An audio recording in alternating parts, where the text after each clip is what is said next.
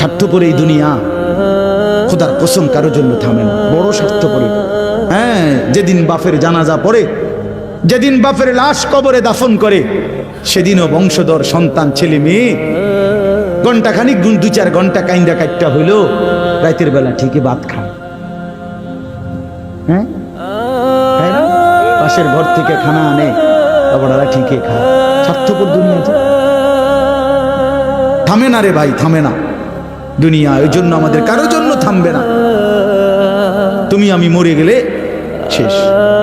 আবারও বলছি এই কথা, আমি মরে গেলে এরপরে পৃথিবী যত আধুনিকে হোক না কেন, আমার কি কথা বুঝছিনি?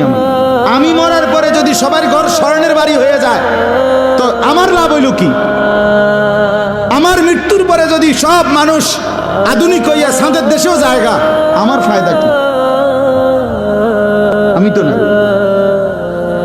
আমি তো মরে গেলাম।